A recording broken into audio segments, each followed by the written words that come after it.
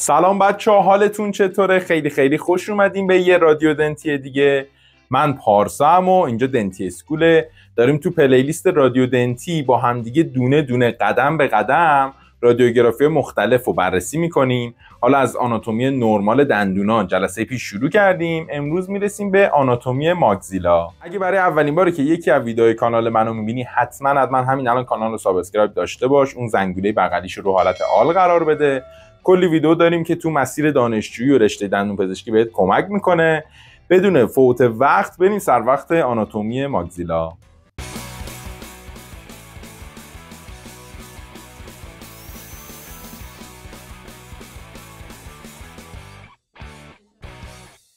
خب بچه ها، بریم سر وقت اولین عکسمون و اینجاست که ارزش درس سر و گردن رو متوجه میشین. اونایی که سر و گردن رو پیچوندن اینجاها گیر میکنن.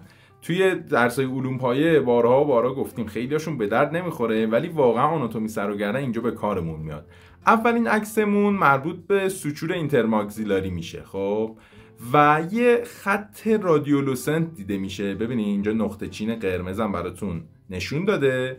یه خط خیلی باریک رادیولوسنت دیده میشه و همینطور که میدونین استخونای ماگزیلا دو تیک است. خب و این سوچور بین دو تا زائده کامی فک بالاه، یعنی این فک بالا رو به همدیگه وصل میکنه، قسمت چپ و راستش رو به همدیگه وصل میکنه که توی عکسای پری اپیکال بین دو تا دندونای سانترال دیده میشه. یه رادیولوسنتی خیلی ریزی میبینی و اینم نورمال وریشنه، یعنی اگه نگاه کردین نگران نشین، اینو باید بتونین تشخیص بدین از این به بعد. و همینطور هم که اینجا میبینین از بین دوتا سانترالا شروع شده و همینطور به سمت بینی بالا میره و ادامه پیدا میکنه. راستی بچه دقت کنین به این سوچور اینترماگزیلاری سوچور مدین یا سوچور میانی هم میگن. تصویر بعدیمون اینسیزیو فورامنه. اینسیزیو فورامن هم اگه با سر و گردن خوب خونده باشین میدونین که نمایانگر محل خروج اینسیزیو کاناله، یا همون ترجمهش رو بخوام بهتون بگم کانال ثنایایی یا فورامن ثنایایی میشه. از نظر رادیوگرافی هم بخوایم بررسیش کنیم به شکل اووید یا بیزی شکل دیده میشه. یه اووید رادیولوسن دیده میشه. اینجا هم میبینین با نقطه چینای قرمز مشخص شده و حالا توی عکس شما چون دو بعدیه بین دندونای سانترال میبینین، ولی در واقع محل قرارگیریش پشت دندونای سانتراله. خب بچه ها میرسیم به تصویر بعدی. همینطور که میبینیم با نقطه چین نشون داده که نازال کویتی رو به ما نشون میده، یا همون حفره بینی که توسط این سپتوم بینی یا تیغه میانی که خیلی هم رادیو اوپکه جدا شده. و چون بچه دقت کنین این حفره هواه از هوا تشکیل شده، رادیولوسنتن. داشتیم تو جلسه پیش رادیولوسنت و رادیو اوپک رو تعریف میکردیم. اصلا جمجمه رو که میبینین توی حالا آناتومی میبینین دیگه، دوتا سوراخ دماغ گنده قرار گرفته و به خاطر همین این دوتا حفره رادیولوسنت دیده میشه بچه‌ها. و دیگه نکته خاصی فکر نکنم داشته باشه. از نظر محل قرارگیریش هم توی تصاویر پری اپیکال دندونای سانترال بالای ریشه دندونای سانترال این دوتا حفره رادیولوسنت رو میتونیم ببینیم. توی تصویر بعد همون سپتوم بینی رو میبینین که توی عکس قبلی هم گفتم نازال کویتی رو به دو قسمت چپ و راست تقسیم میکنه که خود این سپتوم بینی بچه دقت کنین که از اتصال استخون وومر و استخون اتموید و یه بخش قضروفی تشکیل شده و یه خط رادیو اوپک تقریبا عریض دیده میشه. تصویر بعدیمون نازال اسپاین رو به ما نشون میده که همون خار بینیه بچه‌ها. فقط دقت کنین که این انتریور نازال اسپاینه، یعنی خار قدامی بینیه، یه زائده وی شکلیه تقریبا، وی یا حالا همون هفت فارسی، و اینکه طبیعتا چون استخونی رادیو اوپک هم دیده میشه و دقیقاً وسط پایین همین حفره‌های بینی و سپتوم بینی قرار گرفته. تصویر بعدیمون شاید باورتون نشه بینیه بچه‌ها. شاید بگین بینی مگه توی رادیوگرافی میفته؟ الان اینجا قشنگ حدودش رو میتونید ببینین. قشنگ نوک بینی اینجا با خط قرمزم باز نشون دادم براتون دیده میشه. ببینین درسته که گفتیم چیزای رادیو اوپک معمولا توی رادیوگرافی دیده میشه، ولی بینی چون قضروفیه دیگه بالاخره باز قضروف هوا که نیست، یه حدود رادیو اوپکی دیده میشه و حالا رادیولوسنتر از دندون و استخون و اینجور چیزاست، ولی به هر حال از هوای خالی رادیو اوپک تره و حدودش اینجا یه حاله ازش رو میتونین ببینین و اینم باز توی عکسای پریاپیکالی که از دندونای سانترال میگیریم میفته. همینطور که میبینین قشنگ حدودش رو میتونین تشخیص بدین. خب میرسیم به توبروزیته ماگزیلا که اینجا حدودش رو بهتون نشون داده. حالا توبروزیته ماگزیلا چیه؟ برای بچه‌ای که نمیدونن توضیح بدم. بچه‌ها خلفی ترین ناحیه زائده آلوئولار فک بالا رو میگیم توبروزیته ماگزیلا، یعنی اونجایی که دیگه فک بالا تموم میشه، یعنی آخرین دندون سمت دندون عقل، یعنی دیستال دندون عقل یا دندون 8 میشه توبروزیته ماگزیلا که میبینین حدودشو. و بچه دقت کنین، درسته که استخونی و رادیو اوپکه، ولی اگه دقت کنین یه مقدار تو خالی تر از بقیه قسمت های فک بالاه، یه مقدار رادیو لوسن تر از مثلا بین ناحیه ریشه‌ای دندونای 6 و 7 و همین نکته‌ای که داره باعث میشه که توی کشیدن‌های دندون عقل بالا معمولاً خیلی یه هشداری بهمون میدن. معمولاً اساتید میگن حواستون باشه وقتی که دندون عقل بالا رو دارین میکشین خیلی فشار نیارین به این سمت که اون توبروزیته نشکنه. و چون رادیولوسنت و نرمتره هم خوبه هم بده. خوبه به خاطر اینکه خیلی راحت‌تر دندونای عقل بالا کشیده میشه نسبت به عقل پایین، چون عقل پایین اون قسمت مندیبل خیلی کورتیک است و همینطور این نرمیش میتونه به ضرر ما باشه چون شکننده تره توبروزیته ماگزیلا. یه مقدار که از این توبروزیته ماگزیلا میایم عقب‌تر میرسیم به هامولار پروسس یا همون زائده هامولار که دیگه این هامولار پروسس بچه‌ها مربوط به استخوان ماگزیلا نمیشه، مربوط به صفحه داخلی تریگوئید اسفنوئید میشه و اینم باز مربوط میشه به سر و گردن. بچه‌ای که سر و گردن رو خوندن میدونن که صفحات تریگوئید یه تریگوئید خارجی داشتیم یه تریگوئید داخلی و این هامولار پروسس مربوط به صفحه تریگوئید داخلی میشه. و دقت کنید بچه‌ها تریگوئید رو پتریگوئید مینویسن و خیلی هم پتریگوئید میگن ولی تریگوئید خونده میشه، مثلا سایکولوژی که پی میذارن اولش ولی اون پیش خونده نمیشه. تصویر بعدی بچه‌ها خیلی مهمه، حتما یه بارم که شده به گوشتون احتمالاً خورده و اون چیزی نیست جز سینوس ماگزیلا که خیلی مهمه. مثلا اصطلاحی مثل سینوس لیفت شاید خیلی به گوشتون خورده باشه. سینوس لیفت، حالا کلی سینوس داریم ولی منظور از سینوس لیفت که توی ایمپلنت انجام میشه دقیقاً همین سینوس ماگزیلا رو لیفت میکنن و بالا میبرن. و اینکه بچه خیلی مهمه این سینوس ماگزیلا برای ما چون هم دوتا زائده دو طرفه است که پر از هواه و البته یه قشای مخاطی داره. ببینید حدودش اینجا مشخصه، تقریبا بالای دندونای مولر خلفی دندونای ماگزیلا قرار گرفته، دندونای 6 و 7 و اینا حدودی ها توی افراد مختلف متفاوته بچه ها. و چون یه فضای خالی و پر از هواه کامل رادیولوسن دیده میشه بچه ها. حالا ممکنه رادیو اوپک هم دیده بشه، ما داریم نرمالش رو میگیم و اگه مثلا رادیو اوپک نشون داده بشه حتما یه مشکلی وجود داره، حالا بهش میرسیم جلوتر. و همینطور بچه توی عکسای پریاپیکال دندان خلفی دیده میشه، دندان 6 و 7 اینا توی پانورامیک هم دیده میشه. حالا جلسات بعدی به بررسی تصاویر پانورامیک هم میرسیم. توی این یکی تصویرم کف سینوس ماگزیلا رو میتونین ببینین که همینطور که بهتون گفتم یه خط نازک رادیو اوپک دیده میشه که تقریبا با دندان مولر فک بالا همپوشانی داره و موقع کشیدنش باید خیلی حواسمون باشه که این کف سینوس پرف نشه و سوراخ نشه.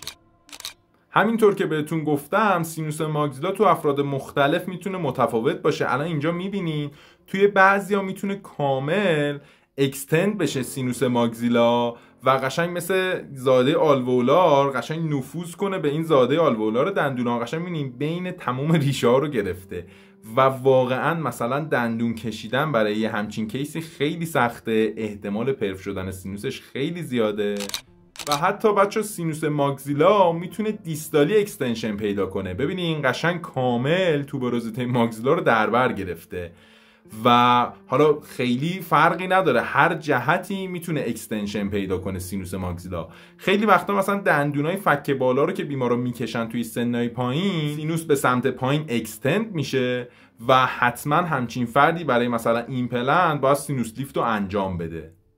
همینطور که بهتون گفتم سینوس ماگزیلا معمولا خلف فک بالا تو ناحیه دندونای مثلا پرمولر و مولرا دیده میشه، ولی شاید باورتون نشه الان تو این عکس هم میبینین خیلی وقتا این اکستنشن سینوس میتونه به سمت قدام هم بیاد. الان قشنگ کانین هم در بر گرفته، میبینین قشنگ اومده جلو. اینجا باز با نقطه چین میتونین ببینین و میتونه اکستنشن داشته باشه. بچه یادتونه توی چند تا عکس قبلی گفتم سینوس ماگزیلا میتونه نفوذ کنه، قشنگ دندون رو در بر بگیره. حالا اون که از سینوس ماگزیلا بود، یه خط رادیو اوپک نازکی دندون رو در بر گرفته که به اونم میگن آلوئولار دام یا گنبد آلوئولار.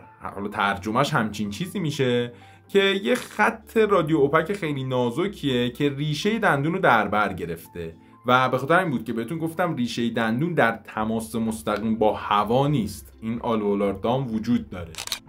خب بچه‌ها تو این تصویر اگه دقت کنین یه شکل وای معکوسی میبینین که یه وای معکوس رادیو اوپکیه.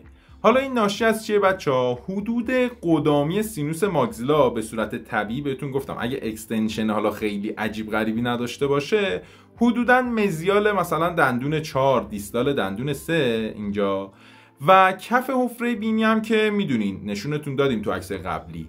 از تداخل کف حفره بینی و لبه قدامی سینوس ماگزیلا این وای شکل معکوس ایجاد میشه. خب تو این تصویرم سپتاهای سینوس ماگزیلا رو میبینین. سینوس های ماگزیلا میتونه سپتاهای مختلفی داشته باشه. یه سری تیغه های خیلی نازک رادیو اوپک استخونی داره که میتونه مثلا سینوس ماگزیلا رو به چند قسمت تقسیم کنه. اونم خیلی وقتا دیده میشه، میبینین یه حالت ابرگونه ای داره و این سپتاها رو اگه دقت کنین یه رادیو اوپکی ریزی میتونین ببینین، قشنگ مشخصه حدودش.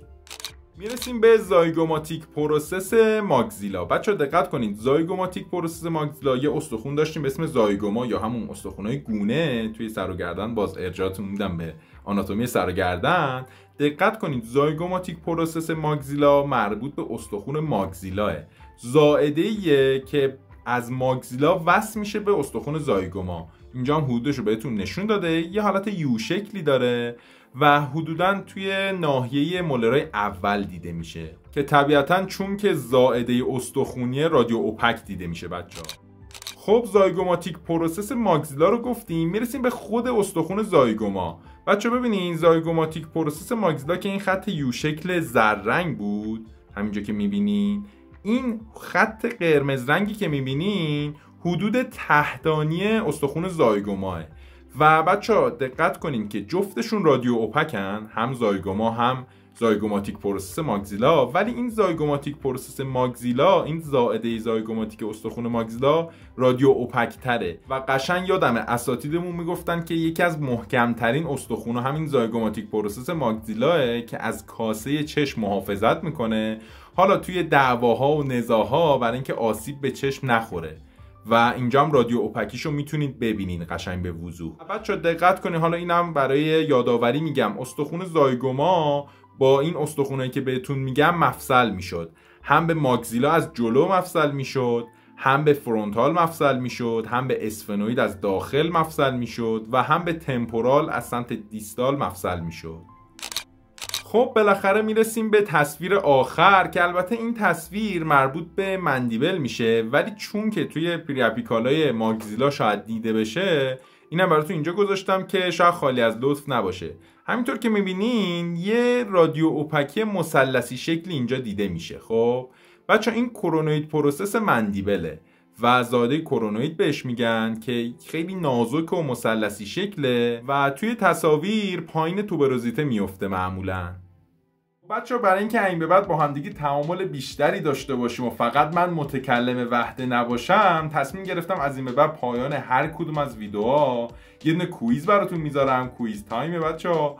و حالا از سوالای آسون شروع میشه، آروم آروم تو جلسات بعد سخت‌تر میشه. سوالامون مربوط به جلسه پیشه. بچه‌ای که جلسه پیشو دیدن احتمالاً براشون خیلی ساده است. خیلی سریع همین الان تو کامنت ها بهم بگین که این فلشایی که اینجا مشخص کرده کدوم لندمارک رو داره به ما نشون میده. گزینه‌هاش هم اینجا هست و جواب درست رو توی کامنت ها بذارین تا ببینیم با خودمون چندیم، اصلا ویدئویی که داریم میگیریم گوش میدین اصلا، و اینکه به قولی داریم زحمت میکشیم ما اینجا. ببینم چقدر حواستون بوده جلسه‌های پیش. خب بچه‌ها خسته نباشین. اینم از بررسی رادیوگرافی ماگزیلا که بهتون قولشو داده بودم. اصلا عجله نکنین، کلی ویدیو قراره تو این پلیلیست داشته باشین. خیلیاتون تو تلگرام اینا دائم میان به من میگین اینم بگو اونم بگو، یا تو کامنت ها. همه رو میخونم، همه کامنتاتون رو. ممنون از لطفی که بهم دارین. خیلی استقبال خوبی کردین از این پلیلیست و خیلی محبت دارین و قدم به قدم با همدیگه پیش میریم. بررسی پانورامیک مونده، مندیبل رو قراره جلسه بعد بررسی کنیم، دونه دونه پوستگی ها رو با همدیگه بررسی میکنیم. خیلی با همدیگه کار داریم، حتی تا جاهای پیشرفته تر هم پیش میریم. پس حتما اگه ویدیو رو دوست داشتی، ویدیو بهت کمک کرد، ویدیو رو لایک کن. خیلی به من کمک میکنه، به بیشتر دیده شدن ویدیو من خیلی کمک میکنه. و کانال رو سابسکرایب داشته باش، زنگوله بغلیشو فعال کن. بچه گفتنی تلگرام و اینستاگرام رو داشته باشین. یه سری جزوه دارم تالیف میکنم براتون که منطبق بر ویدیوهاست و خیلی بهتون کمک میکنه. اونم حالا تکمیل بشه توی تلگرام میذارم براتون، به خاطر این حتما تلگرام رو داشته باشین. در آخرم 2 تا ویدیو دیگه اینجا براتون میذارم. بعد این ویدیو اگه دوست داشتین اون ویدیو هم ببینین، خیلی بهتون کمک میکنه. راستی بچه‌ها گفتنیه وقتی که وارد کانالمون میشین، از اون بالا بخش پلیلیستا قشنگ دونه دونه درس‌ها رو میتونین ببینین. خیلی بهتون کمک میکنه، سورت شده و منظم هست. مثلا بخش مورفولوژی رو که کلا بستیم تو پلیلیست مورفودنتی میتونین ببینین. و مثلا آموزش اکسسا رو داریم، آموزش روتاری رو میخوام براتون بذارم توی پلیلیست اندودنتی و خودتون برین دیگه متوجه میشین. همه پلیلیست‌ها اونجا هست، خیلی کمکتون میکنه. همین پلیلیست رادیودنتی هم اونجا گذاشتم و دیگه حرفی نمیمونه تا یه ویدیو دیگه. به امید دیدار.